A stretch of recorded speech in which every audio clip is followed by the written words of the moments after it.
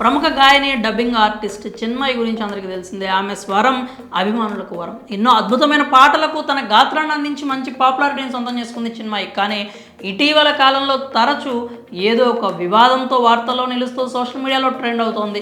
ఒక గాయనిగా మంచి క్రేజ్ తెచ్చుకున్న చిన్మయి సోషల్ మీడియాలో ఫైర్ బ్రాండ్గా పేరు తెచ్చుకుంది. నిత్యం సమాజంలో జరిగిన సంఘటనలకు స్పందిస్తూ లేనిపోని కాంట్రవర్సీకి గురవుతుంది. ఇటీవలే ఆమె ఓ సీనియర్ ఆర్టిస్ట్ చేసిన వ్యాఖ్యలకు తనదైన స్టైల్లో సోషల్ మీడియా ఖాతాలో సమాధానం తెలిపిన విషయం అందరికీ తెలిసిందే. అయితే ఇప్పుడు ఆ వివాదమే చిన్మయిని పెద్ద చిక్కుల్లో పడేసింది. తాజాగా చిన్మయిని అరెస్ట్ చేయాలంటూ ఓ వ్యక్తి పోలీసులను ఆశ్రయించాడు. ఇటీవలే చిన్మయి సీనియర్ నటి అన్నపూర్ణమ్మ ఓ ఇంటర్వ్యూలో మహిళల వేషధారణపై వేసిన వ్యాఖ్యలకు కౌంటర్గా తన ఇన్స్టాగ్రామ్ వేదికగా ఓ వీడియో పోస్ట్ చేసింది. అందులో భారతదేశాన్ని స్టూపిడ్ కంట్రీ, ఇక్కడ పుట్టడం నా కర్మ అంటూ ఘాటుగా మాట్లాడింది. అయితే ఈ వ్యాఖ్యలే ఆమెను పెద్ద చిక్కుల్లో పడేశాయి.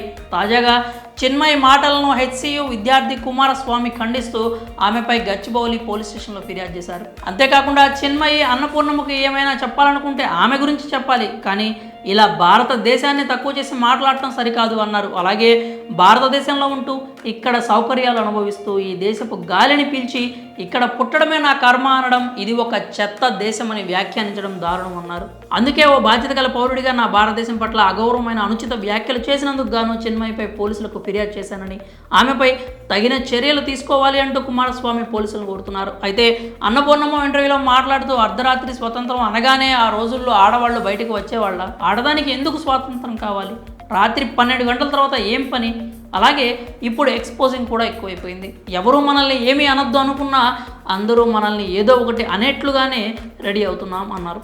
అంతేకాకుండా ఎప్పుడు ఎదుటి వాళ్ళది తప్పు అనకూడదు, మన వైపు కూడా కొంచెం ఉంటుంది అని తన అభిప్రాయాన్ని వ్యక్తం చేశారు. ఈమె వ్యాఖ్యలకు స్పందించిన చిన్మయి కౌంటర్ వేస్తూ ఫేవరెట్ అనుకున్న వాళ్ళే ఇలా మాట్లాడితే గుండె ముక్కలవుతోంది అన్నారు.